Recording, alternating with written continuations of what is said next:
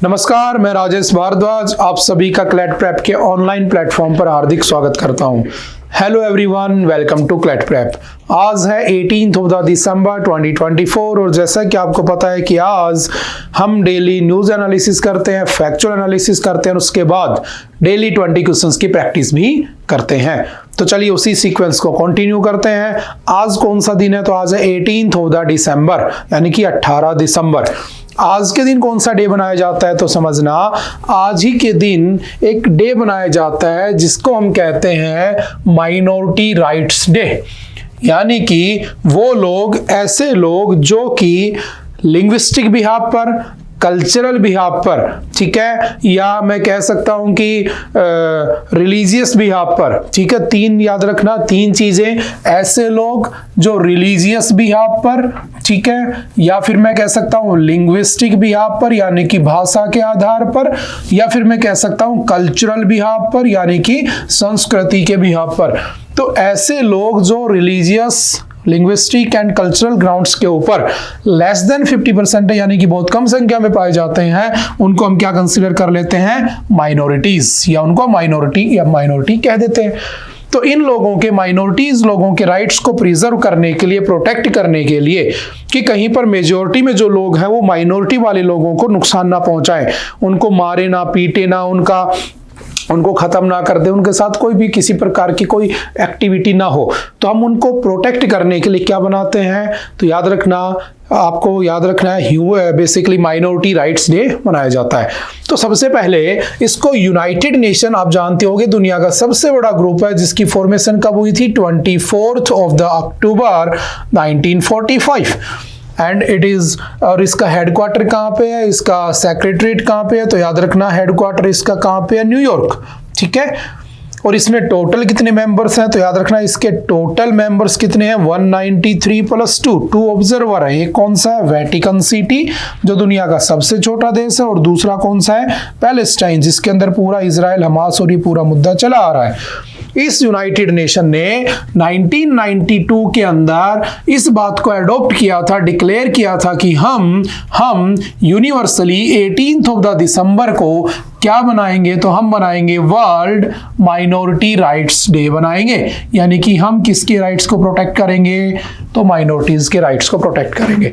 अगर मैं इंडिया की बात करूं तो इंडिया में माइनॉरिटीज का मतलब क्या है? कि ऐसे लोग जो रिलीजियस या लिंग्विस्टिक बिहाफ पर लेस देन 50% में यहाँ पर हैं, उन लोगों को हम क्या कहते हैं? माइनॉरिटी कहते हैं। उनके कुछ आर्टिकल्स भी हैं, फंडामेंटल राइट्स में भी उनके आर्टिकल्स लिखे हुए हैं, ठीक है। हम आगे एक आर्टिकल भी है इसके ऊपर बहुत अच्छा था हिंदू का, हम उसके अंदर ये सारी चीजें दोबारा से डिस्कस कर लेंगे। तो चलिए चलते हैं, आज की जो पहली न्यूज आती है, जो इंपॉर्टेंट न्यूज आती है हमारे सामने, ठीक है, उसको हम थोड़ा सा देख लेते हैं।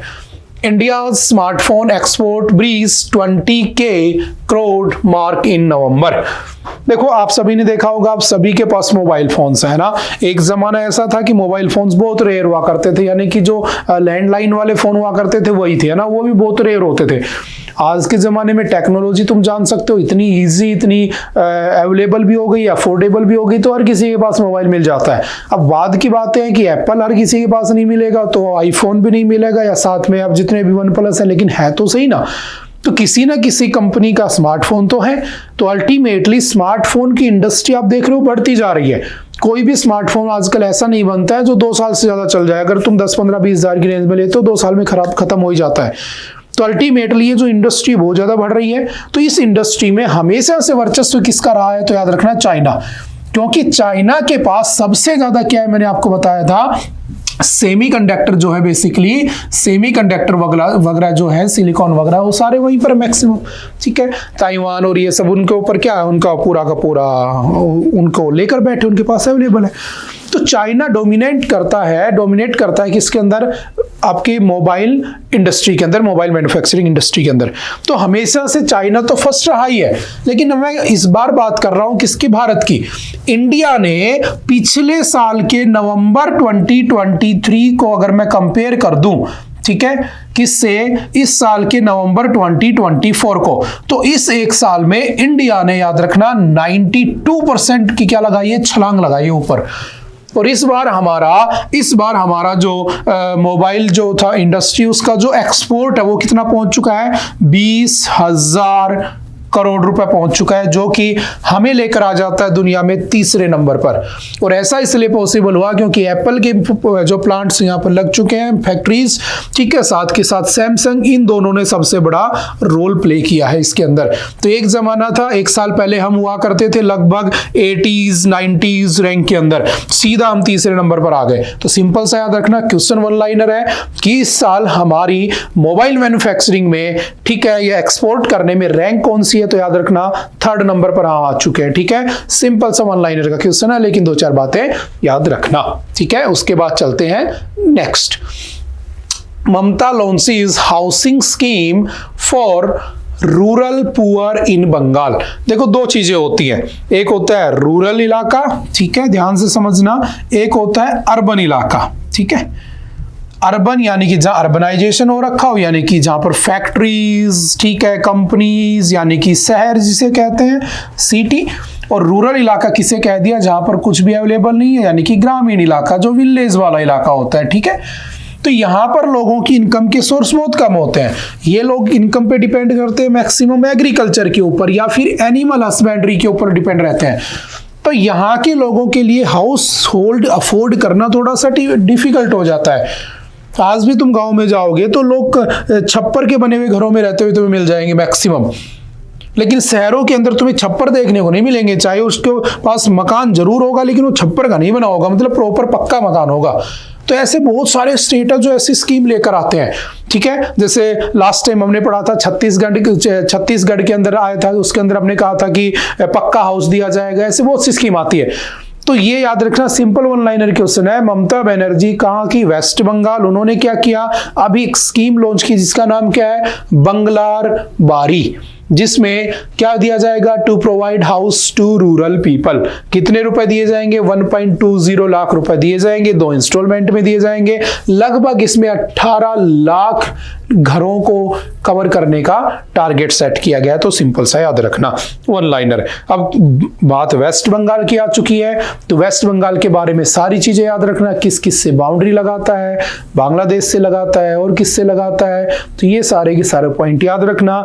अभी वहां पर क्या हुआ था, जो वो रेप केस हुआ था, जो आपके हॉस्पिटल नर्स की जो रेप हुआ था, वो वाला केस, कौन सा बिल आया था, अपराजिता बिल, इसको ध्यान में रखना। और जैसे जैसे आपकी प्रिपरेशन आगे बढ़ रही है, मैं आप लोगों से अभी से समझा देता हूं, क्योंकि आप लोगों का एग्जाम में लगभग 1 साल का गैप है पूरा। ठीक है, तो करना क्या है, अभी से प्रॉपर नोट्स बनाना शुरू कर दो। किसके, द हिंदू एडिटोरियल एनालिसिस के। जैसे आप 4 से 5 महीने क्रॉस करोगे, ज्यादा नहीं, 4 से 5 महीने, यानी कि जनवरी, फरवरी, मार्च, अप्रैल और मई, जैसे आप जून में एंटर करोगे ना, तो उस समय क्या होगा, तुम्हें जितने तुम अभी नोट्स बना लोगे, ये इतने काम आएंगे तुम्हें कि आगे के 5 महीने जो बचेंगे तुम्हारी प्रिपरेशन के, जो बहुत ही क्रूशियल होते हैं, उस समय तुम्हें ये नोट्स बनाने का झंझट नहीं रहेगा। क्योंकि आज मैंने कहा कि सुप्रीम कोर्ट ने कुछ किया, तो मैंने सुप्रीम कोर्ट के बारे में बहुत सी चीजें समझा दी। तो नेक्स्ट टाइम जो सुप्रीम कोर्ट आएगा तो फिर वही चीजें समझाई जाएंगी। तो ऐसे 4-5 महीनों में मैक्सिमम जो चीजें चारों तरफ घूम रही हैं वो कवर हो चुकी होती हैं। तो उसके बाद वाला जो टाइम पीरियड होता है वो हम अपने अच्छी जगह भी उसको यूटिलाइज कर सकते हैं। समझ में आ रही बात? तो प्रॉपर अभी से नोट्स बनाना शुरू कर देना। एक टाइम ऐसा आएगा तुम्हें सब चीजें पड़ी सी नजर आने लगेंगी। समझ गए? अभी जहां तुम्हें 1 घंटा लगता है इसको पढ़ने में, टाइम के साथ साथ आपको 4-5 महीनों में इसके अंदर जो प्रॉपर रेगुलर रहेगा तो इसको पढ़ने में लगभग 20 मिनट में कवर हो जाएगा। 2x की स्पीड पे लगाया, इसका बेस पता है, इसका बेस पता है, अच्छा ये नया हुआ है, खत्म। तो ऐसा जरूर करना शुरू कर देना। ये तुम्हारे खुद के बेनिफिट के लिए मैं बता रहा हूं जस्ट, ठीक है? ये तुम्हें काम आएंगी चीजें। Next, the legal gaps in India's unregulated AI surveillance. अब समझना बहुत ध्यान से, ये एक ऐसा मुद्दा है, एक ऐसा टॉपिक है जो बार बार आता रहता है, ठीक है? Lack of proportional safeguard approach in the west, है ना, बहुत सारी चीजें। तो मैं इसको बिल्कुल ध्यान से समझना, इसमें क्या क्या मुझे समझना है। कह रहा है the legal gaps in India's unregulated AI surveillance. मैंने कहा एआई, ठीक है, हॉट टॉपिक्स में से एक आर्टिफिशियल इंटेलिजेंस, यानी कि ये जो चीज है ना, ये आर्टिफिशियली इंटेलिजेंट है, ठीक है? तुम नेचुरली इंटेलिजेंट हो। मैंने कहा कि चलो मोहन खड़े हो जाओ, पीछे जाकर वो बटन बंद कर दो, पंखा बंद कर दो। तो मोहन खड़ा हुआ, मोहन ने जाके फैन को बंद कर दिया। मैंने एक डिवाइस बना दिया, मैंने एक रोबोट बना दिया और मैंने उसको कमांड दी कि जाओ उसको बंद कर दो, तो रोबोट उठा या उसने एआई ने काम कर दिया। तो you are naturally intelligent and this is artificial intelligent. लेकिन इसके दो एस्पेक्ट ध्यान रखना, इस आर्टिफिशियल इंटेलिजेंस के दो एस्पेक्ट हैं। इन पर चलने से पहले, इस एडिटोरियल को डिस्कस करने से पहले इसके कुछ बेसिक पॉइंट समझ लेना कि जो एआई नाम की जो चीज है, जो बला है, जो समाज को आगे भी ले जा रही है, बर्बाद भी कर रही है, ये कहां से निकली है, तो इसकी फाउंडेशन कब होती है या इसको कब ढूंढा गया था, इसकी फॉर्मेशन कब होती है, तो याद रखना कब स्टार्ट होता है, तो याद रखना 1956। लेकर कौन आया था इसको, जॉन मैकार्थे। ठीक है, अब जब भी तुम पढ़ोगे एआई तो ये बेसिक पॉइंट तुम्हें याद होने चाहिए, बार बार सुनोगे याद हो जाएंगे, खत्म। 1956 में इसको बनाता है। एआई का मतलब आर्टिफिशियल इंटेलिजेंस। 2022 के अंदर क्या होता है, एक पर्सन आता है सैम ऑल्टमैन, ठीक है, और सैम ऑल्टमैन एक कंपनी बनाता है बेसिकली, जिसका नाम क्या है, ओपन एआई। ठीक है, सभी के लिए ओपन है, ये बेसिकली ऐसे याद कर लो। और ये इसमें लेकर आता है chat GPT. What do you mean by GPT? Generative pre trained transformer, यानी कि एक ऐसा ट्रांसफॉर्मर है जो पहले से प्री ट्रेंड है and you can ask anything to it. अब तुम कुछ भी पूछ लो इससे, बेसिकली उससे चैट कर सकते हो तुम। ठीक है, इसमें तुम क्या कर सकते हो, आप इनपुट दे सकते हो, आप आउटपुट मिल जाएगी। इनपुट आप टेक्स्ट दोगे तो आउटपुट भी आपको टेक्स्ट की फॉर्म में दे देगा। ठीक है, फिर क्या हुआ, समय के साथ साथ इसका एडवांस वर्जन आते चले गए, तो चैट जीपीटी 4 आया। और इस चैट जीपीटी 4 में आप इनपुट में आप दे सकते हो वॉइस, आप इनपुट में दे सकते हो वीडियो, आप दे सकते हो इमेज, आप दे सकते हो टेक्स्ट। तो ऐसा ही क्या मिल जाएगा, मुझे आउटपुट मिल जाएगा। तो डेफिनेटली चीज अच्छी है, लेकिन इसका मिसयूज भी तो हो सकता है ना। तो मिसयूज कैसे हो सकता है, उसी की बात कर रहा है। जैसे हमारी इंडियन गवर्नमेंट ने इसके लिए क्या बना रखा है खुद का, भारत जीपीटी। तो अगर आपसे पूछे इंडिया के चैट जीपीटी का नाम क्या है, भारत जीपीटी। ठीक है, ऐसे आपने पढ़ा होगा जेमिनी बना हुआ है। ठीक है, ऐसे आपने पढ़ा होगा मेटा का जो आपकी फेसबुक है उसका ललामे 3 बना हुआ है। ठीक है, हर किसी ने अपने बना के रख लिया है। ये हमारा एआई, हमारे व्हाट्सएप भी खोलोगे तो उसका भी एआई बना हुआ है। समझ में आ रही है, यानी कि बेसिकली एक इंटेलिजेंट टूल बना दिया। ठीक है, ये तो हो गई इसकी बेसिक बातें। अब ये इस एडिटोरियल में क्या डिस्कस करना चाह रहा है, इसमें कह रहा है कि जी इंडिया में जो आप एआई लाना चाहते हो ना, उसके अंदर बहुत सारी इरेगुलरिटीज है। देखो कैसे कहा गया हमारी गवर्नमेंट ने कहा कि हम जितने भी लोग घूमते हैं ना, सबका क्या करेंगे, डाटा इकट्ठा करेंगे, समझना। ठीक है, और डाटा इकट्ठा करके उसमें क्रिमिनल कौन है और नॉन क्रिमिनल कौन है, दोनों को पहचान लेंगे। अब सोचो, मैं किसी एयरपोर्ट पर गया, इसने सीसीटीवी सर्वेलेंस में, सैटेलाइट सर्वेलेंस में इसने मेरी भी फोटो खींच ली। ठीक है, इसने मेरा भी पूरा डाटा ले लिया और मेरा आधार कार्ड सरकार के पास है ही, तो इस फोटो लेने के बाद इस एआई के पास मेरा पूरा आधार कार्ड की जानकारी भी आ गई, मेरा गांव पता सब पहुंच गया इसके पास। अब मैं क्रिमिनल तो हूं नहीं। तो ऐसे ही अगर मान लो इसने 100, 1000, लाख, 2 लाख, 50 लाख, करोड़, 100 करोड़ लोगों का डाटा उठा लिया। ठीक है, अब क्या होगा, जब इसने इतने लोगों का डाटा उठा लिया तो डाटा ब्रीच तो हो सकता है, तो आप जानते हो। एंड एक पॉइंट याद रखना, data is the future gold. Future का अगर मैं गोल्ड की बात करूं तो वो डाटा है। जिसके पास जितना डाटा हो उतना ही कामयाब है। कितनी कंपनी देख लो, कैसे कंपनियां ग्रो कर रही है, डाटा की भी आप पर तो कर रही है। डाटा ला कर दो, डाटा ला कर दो, डाटा ही डाटा चलता रहता है, क्योंकि जितने डाटा होंगे उतने रीच होगी। तो अल्टीमेटली ये जो डाटा है, जो फ्यूचर गोल्ड है, इसका मिसयूज भी तो हो सकता है। अब यहां से मान लो वो डाटा निकला और मेरी इंफॉर्मेशन ऐसे लोगों के पास चलेगी जहां नहीं जानी चाहिए थी, और उन लोगों ने मेरी प्राइवेसी का क्या कर दिया, वॉयलेशन कर दिया। बेसिकली मेरी तो प्राइवेसी छीन रहे हो ना, तो मेरे को बताए बिना किसी को भी मेरे आधार कार्ड नंबर दिए जा रहे हैं, किसी को मेरी फोटो दी जा रही है, तो ये तो गलत चीज है ना। तो बेसिकली मेरा किसका वॉयलेशन हो गया, प्राइवेसी का वॉयलेशन हो गया। और राइट टू प्राइवेसी आप लोगों को बहुत अच्छे तरीके से पता होगा। राइट टू प्राइवेसी मेरे कौन से आर्टिकल में मेरे को प्रिजर्व दी हुई है, बचाई रखी है, तो आर्टिकल 21। आपको एक केस भी याद होगा जिसका नाम था के.एस. पुट्टास्वामी केस। ठीक है, Puttaswamy versus union of India. और ये केस कब हुआ था, 2017 में। इस केस में कहा गया था कि my informational privacy is also my right to privacy. कि अगर मेरी इंफॉर्मेशन किसी को दी जा रही है तो वो मेरी इंफॉर्मेशनल प्राइवेसी भी मेरे आर्टिकल 21 में ही इंक्लूडेड है। तो ये जो चीज है जो तुम एआई को लाना चाहते हो उसके लिए हमारी सोसाइटी तैयार ही नहीं है, बेसिकली प्रिपेयर ही नहीं है। समझ में आ रही है? तो ये जो बीच में गैप बने हुए हैं उसी को इसने अच्छे से डिस्कस करने की कोशिश की है। जैसे रेलवे स्टेशन के ऊपर दिल्ली पुलिस ने एआई यूज करना चाहती है, ठीक है, 50 एआई पावर्ड सैटेलाइट बनाना चाहती है, सब करना चाहती है, ठीक है, लेकिन उसका मतलब क्या है? ठीक है, जैसे कि as observed with section 702 of the foreign intelligence surveillance act FISA in the United States even well intended surveillance laws can result in overreach infringing and on citizens rights. समझ में आ रही है? यानी कि मेरा बेसिकली राइट टू प्राइवेसी गया। इसी में डिस्कस किया हुआ है आर्टिकल 21 कॉन्स्टिट्यूशन के पुट्टास्वामी, जितनी सारी बातें मैंने बोली सब इसी में लिखी हुई है। समझ गए? तो दो चार बातें याद रखना। कौन से आर्टिकल में है? 21 क्या कहता है? राइट टू लिव, कैसे? With dignity. लेकिन अगर तुम्हारी प्राइवेट बात किसी को पता चल जाए, तुम्हारी प्राइवेसी लीक हो जाए तो तुम डिग्निटी से नहीं जी पाओगे। तो आर्टिकल 21 का सीधा सीधा वायलेशन यहाँ पर हो रहा है। ठीक है, आई थिंक तुम कुछ बातें समझ चुके होगे। फिर कभी आएगा आर्टिकल 21 तो हम इसके दूसरे एस्पेक्ट को भी डिस्कस कर लेंगे। बहुत बड़ा है आर्टिकल 21। ठीक है, राइट टू स्लीप इसमें आता है, राइट टू मैरी इसमें आता है, बट याद रखना right to choose, right to marry is not your absolute right, ये छीन भी सकता है। सेम सेक्स मैरिज में सुप्रीम कोर्ट ने ये बात कही थी।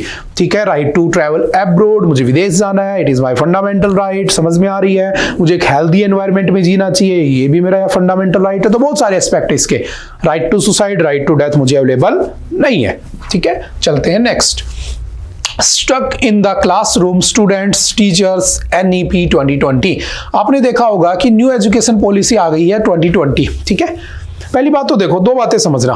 अगर मैं एजुकेशन की बात कर रहा हूं ना, फिर हम इस आर्टिकल के ऊपर पहुंचेंगे बहुत तसल्ली से। ठीक है, मैंने कहा एजुकेशन बेसिकली बच्चों को ही दोगे, ठीक है, इन्हीं को फोकस करोगे। बूढ़ो आदमी को पढ़ा के क्या ही करोगे, है ना? पढ़ना चाहिए लेकिन क्या ही मतलब है। तो बच्चे की एजुकेशन 3 जगह लिखी हुई, ध्यान से समझना। पहले ही एजुकेशन लिखी हुई थी आर्टिकल नंबर 45 जो कि DPSP का पार्ट है, directive principle of the state policy. यानी जब भी कोई स्टेट कोई पॉलिसी बनाएगा वो इन प्रिंसिपल्स को ध्यान में रखेगा। ठीक है, अब इसमें कह दिया 0 to 14 ईयर तक के बच्चों को free and compulsory education will be given by the state, it is states responsibility. But ये कैसे पॉसिबल हो सकता है? क्योंकि DPSPs में एक बात आपने पढ़ी होगी, 37 में लिखा है these DPSPs are not forcible. ये DPSP तो फोर्सेबल है ही नहीं। जब ये फोर्सेबल है ही नहीं तो आप कैसे उसको फोर्स कर सकते हो? नहीं कर सकते हो, सिंपल बात। समझ में आ रही है? तो अगर मान लो स्टेट उनको ना पढ़ाए तो बच्चा तो अनपढ़ रह जाएगा, बच्चा तो अनएजुकेटेड रह जाएगा, इलिटरेट रह जाएगा, देश तो बर्बाद हो जाएगा। तो कहा गया कि इसको यहां से हटाओ। तो किया गया एक अमेंडमेंट, 86th कॉन्स्टिट्यूशनल अमेंडमेंट 2002 हुआ। और इस by this amendment the right to education या free and compulsory education was divided in 3 parts. 3 part में उसको तोड़ दिया। क्या क्या कहा गया? आर्टिकल 21 का A बनाया गया जो कि तुम्हारा फंडामेंटल राइट है, ये छीना नहीं जा सकता। इसी को आर्टिकल 45 में रखा और इसी को आर्टिकल 51 के A में रख दिया। और ये क्या है मेरा? तो ये मेरा फंडामेंटल ड्यूटीज है, ध्यान रखना। ये क्या है मेरा? DPSP है, ये बात ध्यान रखना। और याद रखना fundamental rights are taken from USA constitution, DPSPs are taken from the Irish constitution and fundamental duties are taken from the Russian constitution. ये बातें ध्यान रखना। अब इसमें जो है वो छीन नहीं सकता, तो इसमें कह दिया 6 to 14 ईयर तक के बच्चे की एजुकेशन फ्री और कंपल्सरी एजुकेशन उसको मिलेगी। ये उसका फंडामेंटल राइट है, छीन नहीं सकता। सुप्रीम कोर्ट बैठा है। इसमें कह दिया 0 to 6 ईयर के बच्चे को स्टेट देगा। अब स्टेट DPSP को करे ना करे फोर्सेबल है नहीं। मान लो स्टेट ने पढ़ाया नहीं तो कोई फर्क ही नहीं पड़ता, क्योंकि 0 से 6 साल का बच्चा क्या ही सीख लेगा? आंगनवाड़ी में जाके खाना पीना है तो सीखता है, पढ़ता थोड़ी ना है ना? कोई तुम जैसा एक्स्ट्रा ऑर्डिनरी बच्चा हो तो पढ़ भी ले, बात की बात है। ठीक है, तो इसमें कहा गया DPSP में रख दो, कोई फर्क नहीं पड़ता, आंगनवाड़ी में पढ़ लेगा। इसमें कहा गया ये 11th ड्यूटी बना दी गई, किसकी? तुम्हारे पेरेंट्स की, कि ये पेरेंट्स की ड्यूटी है कि वो अपने बच्चे को स्कूल तक लेकर जाए। अगर बच्चा घर से स्कूल तक पहुंचा तो पेरेंट्स की ड्यूटी है, स्कूल वाले ने एडमिशन नहीं दिया तो फंडामेंटल राइट का वोलेशन हो जाएगा, और 0 से 6 साल वाले बच्चे को डीपीएसपी में रख दिया। तो education is basically divided in 3 parts. Simple सा ध्यान रखना, ठीक है। लेकिन अभी एक डाटा आया था, मैंने आपको बताया भी था, एक सर्वे हुआ था जो हमारा नेशनल जो एजुकेशन रिपोर्ट आई थी, जो प्रथम एनजीओ करता है, बेसिकली जो दिल्ली बेस्ड एक एनजीओ है, इसने बताया कि भारत में बहुत सारे बच्चे तो इलिटरेट हैं। 12वीं पास बच्चे, 70% बच्चे ऐसे हैं 12वीं पास जिनको 3 डिजिट का डिवाइडेशन नहीं आता है। तो how can you say that they are illiterate, और कुछ भी नहीं है। तो क्या करोगे? तो एक नई स्कीम चलाएगी जिसका नाम रखा गया न्यू इंडिया लिटरेसी प्रोग्राम। और इस लिटरेसी प्रोग्राम में कहा गया कि जो अडल्ट हैं, जो पढ़े लिखे हैं, जो ग्रेजुएट हैं, वो क्या करें, उन बच्चों को पढ़ाएं जो 15 से 18 ईयर के बीच में है, क्योंकि जिनको 14 ईयर तक एजुकेशन नहीं मिली उनको 15 से 18 में इस प्रोग्राम के अंदर पढ़ाया जाए। समझ में आ रही है? 2-4 बातें याद रखना। और इसके ऊपर तो एक MIT भी अपलोड हो रखी है, आप क्लैट प्रेप के यूट्यूब चैनल पे जाके न्यू इंडिया लिटरेसी प्रोग्राम आप उसमें लिखोगे तो आपके सामने मेरा एक लेक्चर आ जाएगा, उसको देख लेना, अच्छे सब कुछ डिस्कस उसमें, ठीक है। बात समझ में आ रही है? अब ये क्या कहना चाहता है उस पे आ जाते हैं, ठीक है। ये तो हो गई एजुकेशन की बात। ये कह रहा है, ये आर्टिकल कह रहा है, पराग वाकनिस कह रहे हैं कि न्यू एजुकेशन पॉलिसी तो आ चुकी है, लेकिन जो हमारा stuck in classroom students teachers, एक डाटा हुआ जिसमें पता चला, देखो कि in contrast to this, an average Indian faculty is expected to teach 14 to 16 hours a week, with time spent in the classroom varying from 8 to 16 hours, depending on how flexible the institutional administration is in interpreting University Grant Commission guidelines। जो UGC है उसकी guidelines को देखते हुए एक teacher को कम से कम 14 से 16 घंटे पढ़ाना चाहिए और बच्चा कम से कम 8 से 16 घंटे उसमें एंगेज होना चाहिए। लेकिन देखो दिक्कत क्या है भारत में, यही कह रहा है भारत में दिक्कत है ये, जो तुम लोगों के साथ भी है, क्योंकि जब तुम लोग यहाँ पहुंचते हो तो हमें ये चीज पता लग जाती है ना। तो ये चीज क्या समझना, बेसिक सी बात है जो कि हमें पीछे रख रही है। हमारे यहाँ पर हम पैसिव लर्निंग देते हैं, एक्टिव लर्निंग नहीं देते हैं। यानी कि बच्चे को रटवा देते हैं, बच्चे को रट्टाफिकेशन करा देते हैं, ये किताब रट लो, वो किताब रट लो, लेकिन बच्चे को समझाया नहीं जाता है। और बच्चा भी ऐसा गधा होता है कि वो समझता नहीं है, वो बस रटता रहता है, ठीक है। 2 × 2 4, 2 3 6 ऐसे करता रहता है, लेकिन उसको समझ नहीं है कि अगर मान लो इससे रिलेटेड कोई क्वेश्चन आ गया तो मैं क्या करूंगा।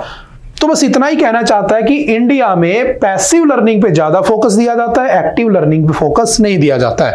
तो मैं तुमसे बस एक इतनी बात कहूंगा, जब भी तुम पढ़ो फ्यूचर में हमेशा पैसिव लर्निंग की जगह एक्टिव लर्निंग पे ध्यान दिया करो।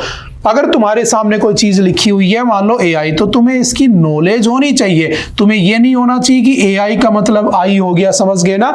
समझ में आ रही है? तो ऐसा नहीं होना चाहिए, ठीक है। तो please be focused on the active learning, ठीक है। उसके बाद चलते हैं next, the challenge of universal health coverage. आपने देखा होगा कि बहुत सारे इंश्योरेंस कवरेज होते हैं ना, कि इंश्योरेंस फॉर ऑल। आपने देखा होगा एक प्रोग्राम भी आ रखा है इंश्योरेंस फॉर ऑल, ठीक है, इंश्योरेंस फॉर ऑल। इसका टारगेट ईयर कौन सा है? तो याद रखना इसका टारगेट ईयर है सिंपल सा आपके सामने 2047, यानी कि 2047 तक पूरे भारत के हर इंसान का, हर गाड़ी का, हर किसी का इंश्योरेंस कर देना, ये भारत सरकार का टारगेट है। क्योंकि इंश्योरेंस से पैसा बहुत आता है, सरकारें बहुत पैसा कमाती हैं, लेकिन उसकी कमी क्या है वही तो लिखा है इसने। मैंने कहा देखो आप रेलवे में ट्रेवल करते हो, एक छोटा सा एग्जांपल दे रहा हूं मैं, ठीक है। रेलवे में शायद 0.57 पैसे कटते हैं पर पैसेंजर कि उसमें आपका इंश्योरेंस हो जाता है, और अगर आपकी डेथ हो गई तो 2-4 लाख रुपए जो भी हो रेलवे दे देगी, वो छोड़ो। मैंने कहा 0.57 पैसे, ठीक है, आधा रुपया मान लो इसको। अब सोचो भारत में डेली लगभग 2 से 3 करोड़, यानी कि 2 करोड़ लोग तो किसमें सफर करते हैं लगभग एवरेज? रेलवे में। जितनी आपने सुना होगा ऑस्ट्रेलिया की जनसंख्या है, उतने तो हमारे यहां पर रेलवे में घूमते रहते हैं दिन भर। अब सोचो अगर मैं कहूं कि इसके अंदर, जस्ट एग्जांपल समझना है ना, ठीक है, डाटाज पे मत जाना, एग्जांपल समझना। अब मैंने कहा कि 2 करोड़ को मैं काउंट करूं तो कितना हो गया? 1 करोड़ रुपए तो हो गया ना, सभी ने ले लिया इस डर के अंदर इसको। अब सोचो डेली रेलवे या वो जो इंश्योरेंस कंपनी है वो 1 करोड़ रुपए कमाती है आपके इंश्योरेंस के नाम पे। अब ट्रेनें कितना एक्सीडेंट होती हैं तुम एवरेज निकाल सकते हो, कितने लोगों की डेथ जाती है साल में, 200, 400, 500। समझ में आ रही है? ये साल में कितने पैसे कमा लेते हैं? अप्रोक्सीमेटली 365 करोड़ रुपए कमा लेते हैं। तो सरकार को लगा यार इतना तगड़ा बिजनेस है, इतना तगड़ा धंधा है ये, क्यों ना इसको अच्छा किया जाए। तो एक प्रोग्राम लाया गया यूनिवर्सल हेल्थ कवरेज, कि सबकी हेल्थ उसमें कवर होनी चाहिए। अब मुझे पता है कि मैं हर साल तो बीमार होने वाला हूं नहीं, लेकिन मैं साल के 10,000 रुपए भरता हूं कि अगर मैं बीमार पड़ता हूं तो मेरे को ट्रीटमेंट मिल जाए। लाख, 20 लाख रुपए, 50 लाख रुपए, 1 करोड़ रुपए तक का मान लो मैंने ले लिया। अब मैं जिया 80 साल मान लो, और मैं बीमार हुआ 70 साल में जाके लास्ट में, क्योंकि ये हेल्थ कवरेज ले रखा तो हेल्थ को मेंटेन रखूंगा। ये थोड़ी ना है कि हेल्थ कवरेज ले रखा है तो जबरदस्ती अपने शरीर को खराब करूंगा। अब सोचो मैंने 20 साल की एज में, 25 साल की एज में ये लिया और मैं 70 साल की एज में बीमार पड़ रहा हूं, तो इतने सालों में मैं साल के 10,000 पे कर रहा हूं, तो मैं कितना पैसा दे चुका हूं। तो कहा गया कि जो यूनिवर्सल हेल्थ कवरेज है ना, इसको क्या होना चाहिए? अफोर्डेबल होना चाहिए, क्योंकि ये सभी के लिए अफोर्डेबल नहीं है। हर कोई इसको अफोर्ड नहीं कर सकता। इसकी एक्सेस होनी चाहिए, इसमें क्वालिटी सर्विस होनी चाहिए। आपने बहुत बार देखा होगा कि आप जिस हॉस्पिटल में जाते हो डिनाई कर देता है, और तुम बहुत भयंकर बीमार हो तो तुम्हें मजबूरन दूसरे में जाकर अपना जल्दी से इलाज करवाना पड़ जाता है। बाद में तुम उसके ऊपर क्लेम भी नहीं कर सकते, वो कहेगा ठीक हमने तो इस वजह से कहा था, आप दोबारा आ जाते। तो बेसिकली ये जो क्वालिटी सर्विस है ये नहीं देते हैं लोग, और ये बहुत सारी इंश्योरेंस कंपनीज के साथ होता है। बात समझ में आ रही है? जैसे हमारी भारत सरकार कौन से लेकर आई थी? आयुष्मान भारत, है ना। चलो मुझे कमेंट करके बताना कि आयुष्मान भारत कौन से ईयर में इंट्रोड्यूस किया गया था भारत में। इसमें था कि 5 लाख रुपए तक का आपका हेल्थ कवरेज दिया जाएगा। क्यों देगी सरकार? वाई? तो याद रखना आर्टिकल 21 क्या कहता है? मेरा राइट टू लिव, यानी कि मुझे जीने का अधिकार है, लेकिन कैसे? इन ए हेल्दी एनवायरनमेंट, यानी कि मेरी लाइफ कैसी होनी चाहिए? हेल्दी होनी चाहिए। तो मेरा राइट टू हेल्थ भी है इसके अंदर, ठीक है। अच्छा, आर्टिकल 41 क्या कहता है? डीपीएसपी का पार्ट है। ये सारे फैक्चुअल एग्जाम में आने वाली बातें हो गई, क्योंकि मुझे तो एग्जाम से मतलब है। Article 41 of the DPSP says, अगर देखो इसमें कहा गया है the state will make provisions to provide right to work. State तुम्हें राइट टू वर्क देगा, ठीक है। जैसे मनरेगा और वो सब आगे है, हम डिस्कस करेंगे। स्टेट तुम्हें क्या देगा? राइट टू हेल्थ देगा, ठीक है। राइट टू हेल्थ देगा। अब बताओ राइट टू हेल्थ बिल लाने वाला पहला स्टेट कौन सा बना था? तो आप सबका फेवरेट कौन सा? राजस्थान बना था, ये भी याद रखना, ठीक है। अब क्या हुआ? अच्छा, इसके बाद आर्टिकल 41 में लिखा है, आर्टिकल 42 क्या कहता है? ये प्रेग्नेंट वुमेन, जो गर्भवती महिलाएं होती हैं, उनके उसकी राइट्स की बात करता है, उनकी हेल्थ की बात करता है। तो कहीं ना कहीं हमारे कॉन्स्टिट्यूशन में भी इन बातों को लिखा हुआ है। तो कहा गया कि इसमें जो चैलेंजेस है ना, उनको ठीक करना चाहिए। कौन कौन से चैलेंजेस हैं? 2-4। तो थोड़ा सा हेल्थ के बारे में ध्यान रखना। बहुत सारी हेल्थ से रिलेटेड स्कीम्स भी हमारी सरकार हमारे लिए लॉन्च करके बैठी है, वो भी हमें पता होनी चाहिए, ठीक है। उसके बाद चलते हैं नेक्स्ट। मेंटल हेल्थ के लिए भी है, ओवरऑल हेल्थ के लिए भी बहुत सारी चीजें हैं, ठीक है। उसके बाद चलते हैं next. China is world's largest डेब्ट कलेक्टर। देखो जो चाइना है ना, वो दुनिया का सबसे बड़ा डेब्ट कलेक्टर है, मतलब कि कर्जा लेने वाला। एक समय था, याद रखना, एक समय था 1973 और 1983 के बीच में सबसे बड़ा जो रुपए देने वाला जो लैंडर था वो कौन था? यूएसए। सारी दुनिया को पैसे देके रखता था। फिर 1993 में, 2003 में, 2013 में कौन बन गया? जापान बन गया। लेकिन 2013 के बाद 23 तक कौन है? चाइना। सेकंड पे जापान, तीसरे पे नीदरलैंड। याद रखना, फर्स्ट पे सबसे बड़ा लैंडर कौन है? China, second one is Japan, third one is Netherland. 3 देश है जो टॉप 3 में, जो आज के दिन डोनेट तो नहीं कह सकता, लोन देते हैं बेसिकली, है ना, ठीक है। जैसे चाइना, देखो चाइना की एक पॉलिसी है, बहुत अच्छे से इसने समझाया है। चाइना की डेब्ट ट्रैप डिप्लोमेसी कहते हैं इसको। वो क्या करता है? तुम गरीब हो, वो तुम्हें लोन दे देगा, फिर तुम चुका दोगे, वो तुम्हें और लोन दे देगा, फिर तुम चुका दोगे, फिर वो तुम्हें और लोन दे देगा, और वो तुम्हें इतना ज्यादा लोन दे देगा कि एक वक्त आएगा कि तुम किसी कारणवश नहीं चुका पाओगे। तो कहेगा क्यों घबरा रहे हो, नया लोन लो, पीछे वाले लोन की उससे ईएमआई भरते रहना, और उससे नए पैसे से कुछ नया धंधा करके इसका पैसा चुका देना। तो लोन पे लोन, बात समझ में आ रही? ट्रैप में फंसाता जाता है तुम्हें। और ऐसा इसने बहुत से देशों के साथ किया हुआ है। मैंने आपसे कहा था कि मान लो ये मेरा इंडिया है और ये मेरा श्रीलंका है, ठीक है। तो इस श्रीलंका के ऊपर मैंने कल ही आपको समझाया था, यहां पर एक क्या बना हुआ है पोर्ट, जिसका नाम क्या है? हम्बनटोटा। इस चाइना ने इस श्रीलंका को लोन दिया कब? कोरोना के अंदर 2020 में। क्या आ गया? Corona, Covid. और बेचारा ये लोन नहीं चुका पाया। क्योंकि श्रीलंका की जो कह सकता हूं इनकम का सोर्स है वो टूरिज्म है, और लॉकडाउन में कोरोना में कोई बाहर ही नहीं निकला, तो उसका पूरा धंधा ठप हो गया, पैसे डूब गए। उसने कहा कोई बात नहीं और ले लो, बाद में चुका देना, नहीं चुका पाया। तो इस श्रीलंका को ये हम्बन टोटा याद रखना 99 ईयर के लिए लीज पर देना पड़ गया चाइना को। आ गया यहां पे, कब्जा लिया उसने। ऐसे ये हर किसी देश के साथ करता रहता है। जैसे फॉर एग्जांपल समझना, एक रिसर्च निकल के आई है जिसमें तुम्हें चाइना की सारी डिप्लोमेसी के बारे में पता चलेगा। हाँ, चाइना एक और डिप्लोमेसी यूज करता है, एक तरीका यूज करता है इसमें, याद रखना, जिसको हम कहते हैं panda policy. What is panda policy? तो आपने देखा होगा चाइना में पांडा पाए जाते हैं, ठीक है, और चाइना क्या करता है बेसिकली, इन पांडास को लोन पर दे देता है, ठीक है, और तुम इस पांडा को लाकर अपने किसी जू में, अपने किसी उसमें रख लोगे, ठीक है। अब क्या होगा, टूरिस्ट आएंगे तुम्हारे और इसे देखेंगे पांडा, क्योंकि देखा नहीं होता है दुनिया में, बहुत कम जगह मिलता है, हिमालयन रीजन में पाया जाता है, तो पांडा देखने के लिए लोग टिकट खरीदेंगे, टिकट से तुम पैसा कमाओगे। तो जो सरकारें हैं वो लोगों से पैसा कमाने के लिए इस चाइना से पांडा लोन पर ले लेती हैं, और चाइना इसको पैसे दे देता है और कहता है कि मेरा पांडा भी ले जाओ, मुझसे पैसे भी ले जाओ। इसके नाम पर भी वो पर ईयर पैसे लेता है, इसको लोन भी दे देता है। फिर एक वक्त ऐसा आता है जब ये फंस जाता है तो इसकी कोई ना कोई जगह कौन एक्वायर कर लेता है? चाइना। जैसे समझना जो देश 20 साल पहले कहीं दिखता ही नहीं था, उसने एकदम से पूरे मार्केट को और पूरी दुनिया को एक्वायर करने के चक्कर में। बात समझ में आ रही है? जैसे फॉर एग्जांपल समझना, जैसे पाकिस्तान के ऊपर इसका 22 बिलियन यूएसडी डॉलर का लोन है, जो कि पाकिस्तान के ओवरऑल 60% लोन के बराबर है। अगर पाकिस्तान ने 100% लोन लिया है तो 60% तो चाइना से लेके बैठा है।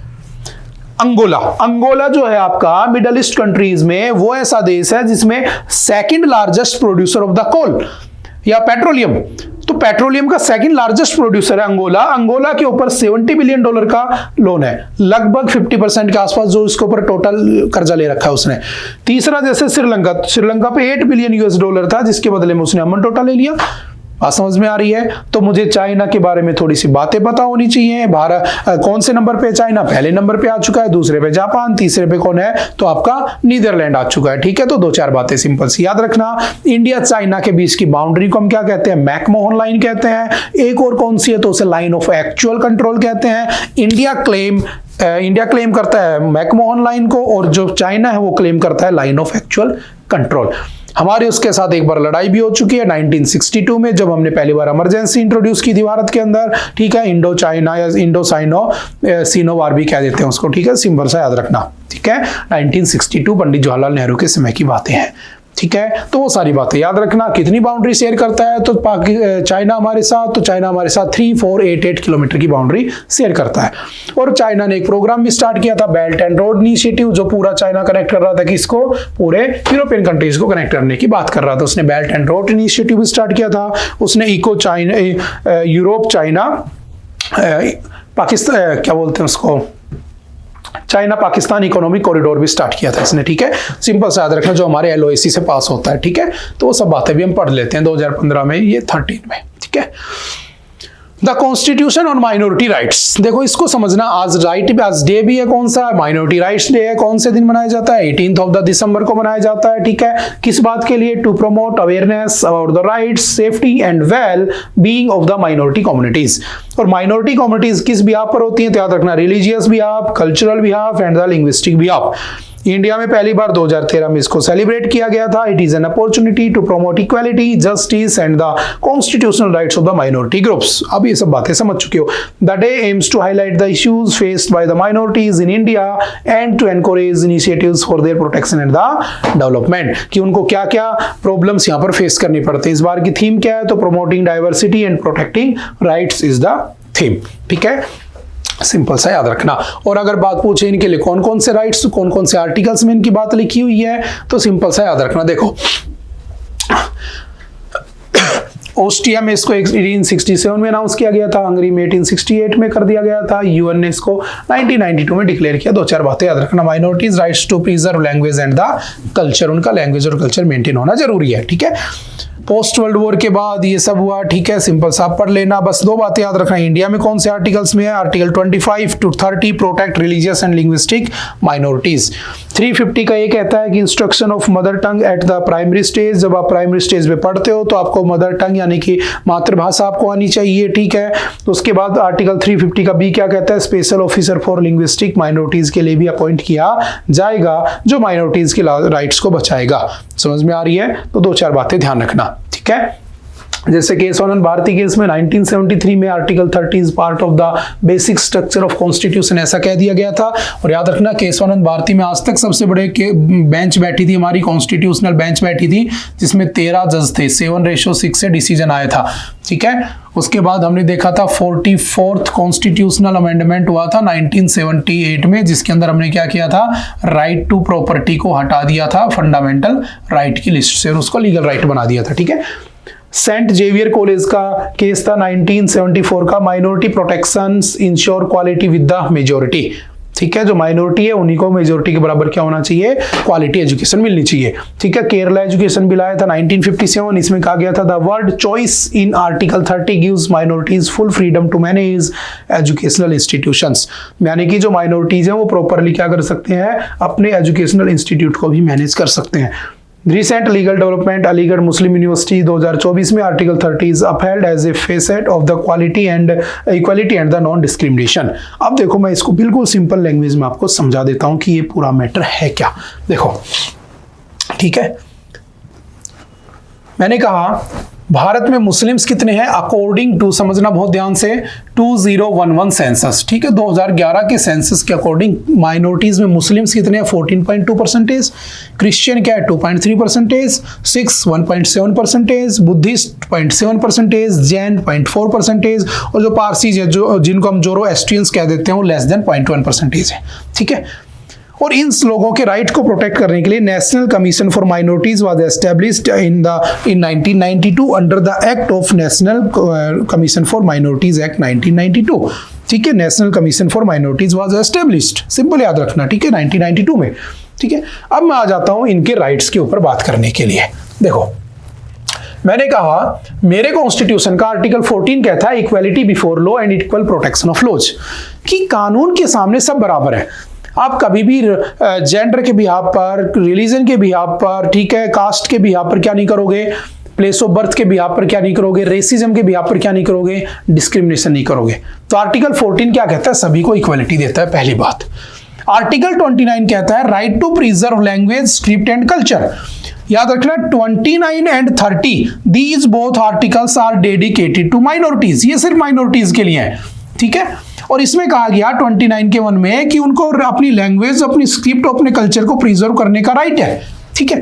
29 के 2 में कहा गया no discrimination in the state aided educational admissions, कोई भी उसमें एजुकेशनल एडमिशंस में क्या नहीं होगा, डिस्क्रिमिनेशन नहीं होगा, ठीक है। मुस्लिम, सिख, इन सबको एडमिशन मिलेगा, ठीक है।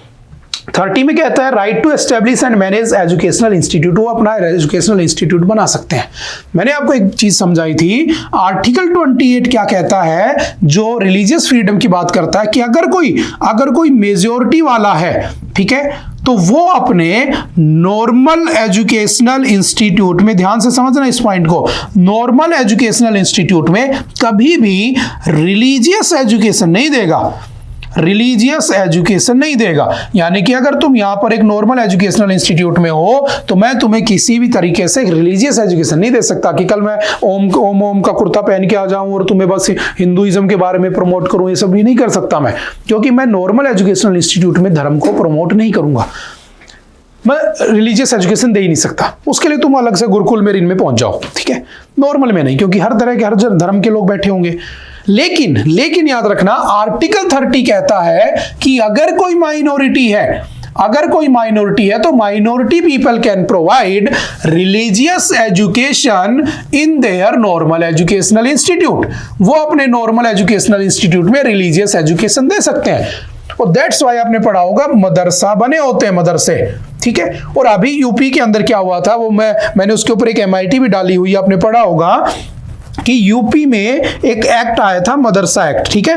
और इस मदरसा एक्ट में कहा गया था कि वो एक्ट बना दिया कि वो रिलीजियस एजुकेशन दे सकते हैं।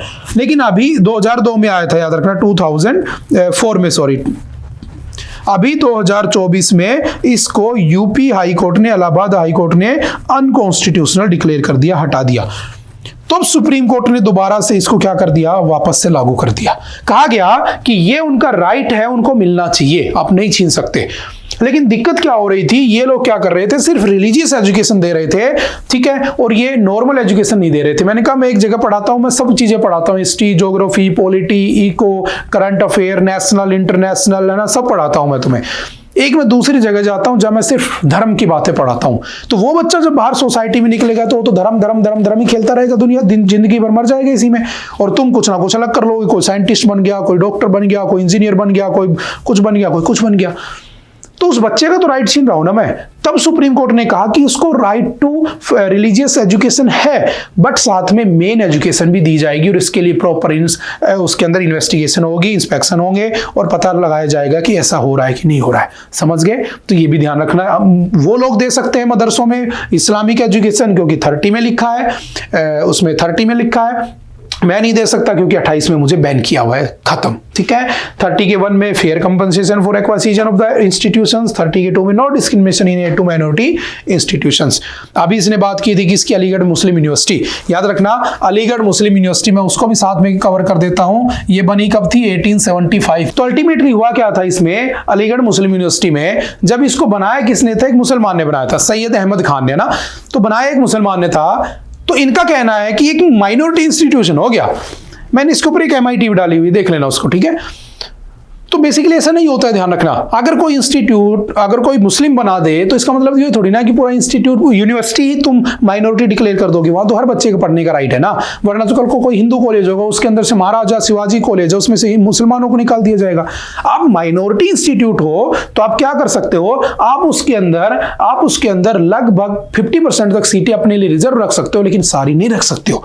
तो ये जो सर सैयद अहमद खान ने जो बनाई थी अलीगढ़ मुस्लिम यूनिवर्सिटी, उसके लिए ही ये बातें कही गई हैं, समझ गए। तो वो भी एक हिस्टोरिकल जजमेंट आया था, ये भी आया था, ये हम पहले डिस्कस भी कर चुके हैं। अब तुम समझ गए होंगे पूरा मैटर क्या है। उसके बाद चलते हैं next. मनरेगा's wages do not match rising cost of living। जो आपके मनरेगा है बेसिकली कब आया था, Mahatma Gandhi national rural employment guarantee act. ये आपको गारंटी देता है कि आपको पैसा मिलेगा। आपको 100 डेज की गारंटी दी जाती है आउट ऑफ 365 डेज। और इसमें कैसे वर्कर होते हैं, अनस्किल्ड वर्कर होते हैं, जिनसे खड्डे खुदवाए जाते हैं, बेसिकली लेबर का काम करवाया जाता है, ठीक है। कब आया था ये, 2005 में आया था, सिंपल सा याद रखना, मनरेगा, ठीक है। अब मैंने कहा 2006 में इंट्रोड्यूस हो जाता है, ऐसे याद कर लेना। 5 में आया था, फरवरी 6 में इंट्रोड्यूस हो जाता है, लग जाता है, ठीक है।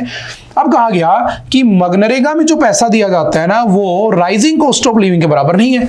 अब कॉस्ट ऑफ लिविंग का मतलब क्या, कि जितना पैसा मुझे जीने के लिए चाहिए, तो उससे वो मैच नहीं कर रहा। तो कहा गया, एक पैनल बनाया गया, पार्लियामेंट्री पैनल, उसने कहा कि इसको क्या करना चाहिए, हमें बढ़ाना चाहिए, ठीक है। तो सिंपल सी 2 बातें याद रखना, कभी आया था, क्या काम करता है, क्या इसमें होता है, ये आपको गारंटी देता है, काम मिलेगा तो मिलेगा। अगर आपने इसके अंदर अप्लाई कर दिया तो शुरू के अगर 30 डेज तक आपको, शुरू के 15 डेज तक अगर काम नहीं मिला, तो उसके बाद शुरू के स्टार्टिंग 30 डेज तक आपको 1/4 सैलरी ये देंगे, क्योंकि गारंटी दे रखी है तुम्हें। और उसके बाद बचे हुए 70 डेज तक आपको 1/2 यानी कि हाफ सैलरी तुम्हें दी जाएगी, क्योंकि इट गारंटी यू द, क्या देता है, जॉब की गारंटी देता है, ठीक है। आर्टिकल कौन सा हो जाएगा, आर्टिकल 41, राइट टू, स्टेट की रिस्पॉन्सिबिलिटी है, तुम्हें क्या देगा, राइट टू वर्क देगा, तो उसमें आता है। आर्टिकल 43 में आता है, क्योंकि उसमें लिखा है कि स्टेट तुम्हें कम से कम लिविंग वेज तो अवेलेबल कराएगा, तुम खाना तो खा सको। तो इसमें तुम्हें इतनी दिहाड़ी मिलती है कि तुम अपना गुजारा कर सको, इतना नहीं मिलेगा कि तुम डेली पनीर की सब्जी खाओ, ठीक है, चटनी रोटी खाकर काम चला सकते हो, ठीक है। लेकिन ये भी आज के दिन के हिसाब से इतना नहीं मिल रहा, तो इन्होंने पूरा मुद्दा उठा दिया कि इसको क्या करना चाहिए, बढ़ाना चाहिए। दोबारा न्यूज आएगी तो हम इसको पढ़ लेंगे, ठीक है। इस बार के बजट में इसके लिए 86,000 करोड़ रुपीस भी इसमें अलाउ किए गए थे, ये भी ध्यान रखना, ठीक है। चलते हैं next. Committee recommends statutory MSP says it can help and suicide by the farmers। आपने देखा होगा फार्मर्स बहुत ज्यादा सुसाइड करते हैं, तो आपने एक चीज देखी होगी, MSP है ना, minimum support price. Minimum support price was क्या था इसके अंदर, तो देखो C2 प्लस 10% आज दिया जाता है। C2 का मतलब होता है कॉस्ट ऑफ प्रोडक्शन, और उस कॉस्ट ऑफ प्रोडक्शन के अंदर अगर मैं उसके अंदर 10% एक्स्ट्रा लगा दूं पैसा, तो मुझे मिलना चाहिए, तो मिलता है। WTO जो है आपका वर्ल्ड ट्रेड ऑर्गेनाइजेशन, वो कहता है C2 प्लस 5% दो, क्योंकि अगर यहां पर तुम ज्यादा पैसे दोगे इस किसानों को फसल खरीदने में तो ये इंटरनेशनल मार्केट में उस फसल के रेट बढ़ जाएंगे, तो जो गरीब देश वो खाना नहीं खा पाएंगे, सिंपल सा लॉजिक है।